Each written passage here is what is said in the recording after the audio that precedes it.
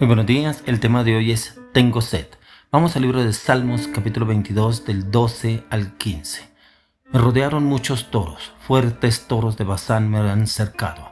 Abrieron sobre mí su boca como león rapaz y rugiente, he sido derramado como aguas y todos mis huesos se descoyuntaron.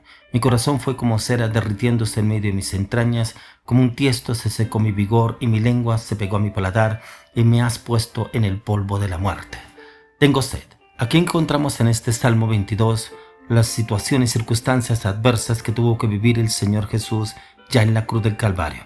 Dice, me han rodeado muchos toros, fuertes toros de Basán me han cercado. Y eran precisamente los gobernadores que estaban en ese momento, los gobernantes del pueblo que estaban al lado de Jesús, mirando cómo este hombre iba a ser crucificado, cómo iba a ser golpeado, flagelado en la cruz del Calvario.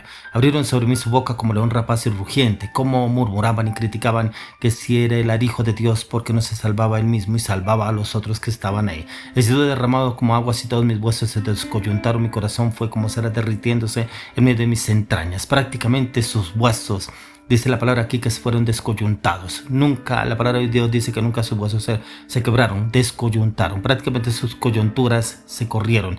Pero mi corazón como cerrar derritiéndose cuando le clavaron la lanza en el costado, en el corazón. Como un tiesto se secó mi vigor y mi lengua se pegó a mi paladar y me has puesto en el polvo de la muerte. Ahí encontramos la palabra tengo sed. Porque en el infierno solamente se siente sed. Se siente la sed, ¿por qué? Porque ya el Señor Jesús estaba descendiendo a los mismos infiernos, ya que estas son las condiciones físicas que Jesús tuvo que vivir. Y no es extraño, por tanto, que haya pronunciado la frase tengo sed, ya que el mismo Señor Jesús bebió de la copa llena de sufrimiento, la copa de la ira. ¿Pero por qué? Por amor a usted, por amor a mí, por amor a la humanidad, por amor al hombre que prácticamente muchos lo desprecian, muchos no tienen el conocimiento o muchos no lo quieren entender, que Él vino a salvarnos y a darnos vida eterna. Pero era el precio que Él tenía que pagar para que pecadores como usted y como yo pudiéramos ser librados del terrible castigo que es el pecado. Jesús soportó en su cuerpo lo que nosotros como pecadores merecíamos haber soportado y haber vivido. De esa manera, lo que le hemos recibido como nuestro personal Salvador, ya no tenemos que sufrir en carne propia el castigo por el pecado, ya que Él se hizo pecado por usted y por mí, ya que este es el motivo por el cual Jesús vivió la agonía propia en su propio cuerpo.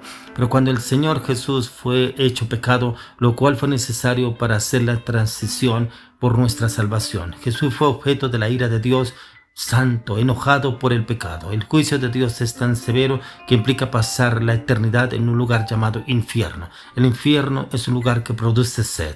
Lo encontramos en el libro de Lucas capítulo 11, donde el Señor Jesús, donde nos habla la palabra que el Señor Jesucristo mismo menciona de un hombre que murió, que fue llevado directamente al Hades, pero también de un hombre rico. Habla de Lázaro y cómo pedía que le diera tan solo una gota de agua para mermar su sed que sentía allá en el lugar de tormento que él estaba viviendo. Y ese lugar de tormento es precisamente el Hades, el infierno, donde solamente se podrá sentir sed, donde Dios quiere librarnos a usted y a mí de ese lugar, de ese lugar donde solamente dice que vive es el gusano, y el gusano que mora como comer al hombre ya en el infierno. Encontramos en el Apocalipsis 7, verso 16, ya no tendrán hambre ni sed, y el sol no caerá más sobre ellos, ni calor alguno.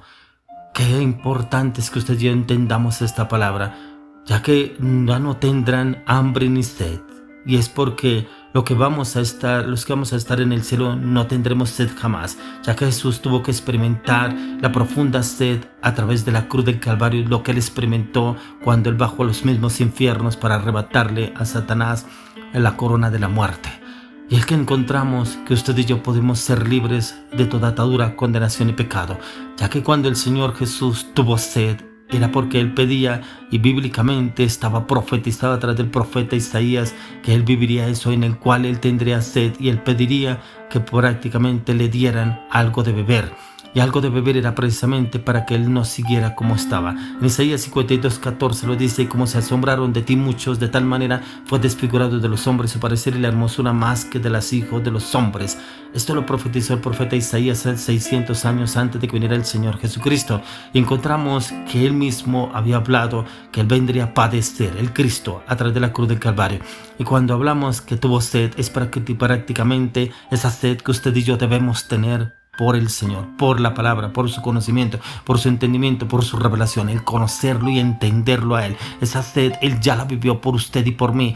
Usted y yo debemos tener sed por la palabra, no sed por el pecado, no sed por el oprobio, no sed por la anarquía, no sed por la rebelión. Debemos tener sed de la palabra, sed del cambio, de la transformación. Señor, tengo sed por un cambio, tengo sed por transformar mi espíritu, tengo sed por transformar mi alma, tengo sed por transformar mi corazón, tengo sed por transformar mi mente, tengo sed por vivir en tu presencia. Esa es la sed que usted y yo debemos experimentar y vivir a diario, la sed en la cual usted y yo podemos entrar y conocer al Señor en plenitud, poder tener ese conocimiento, ese entendimiento de lo que el Señor Jesús hizo a través de la cruz del Calvario, ya que Él experimentó la sed en su alma, para que personas como usted y como yo no tengamos sed jamás, sed en el alma, sed del pecado, sino sed de Jesús, sed de la palabra, sed de ser transformados, sed de ser renovados, sed de ser restaurados en el poder del Espíritu de Dios a la luz de la palabra, ya que cuando usted y yo confiamos en Jesús como nuestro único y suficiente Salvador personal, nunca más tendremos sed.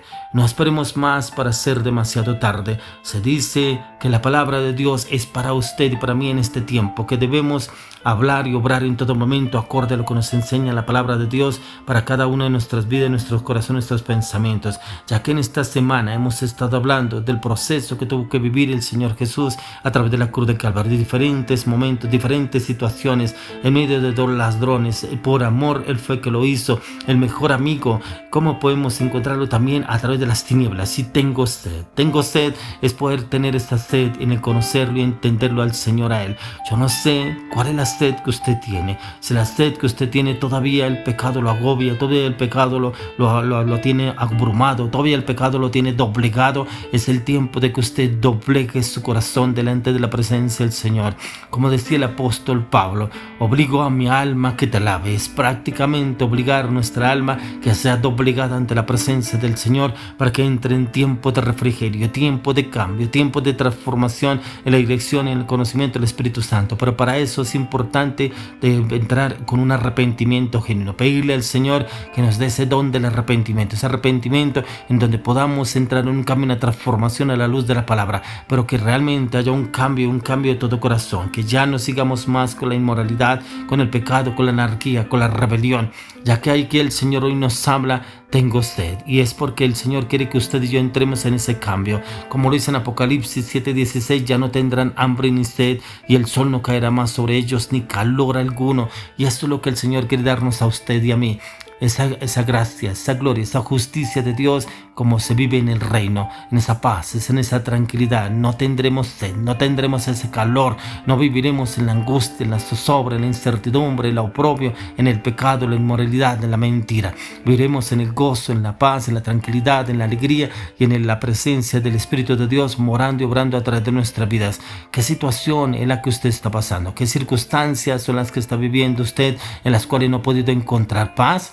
¿Será que usted se volvió una persona conformista en que a veces está en la luz y a veces está en las tinieblas?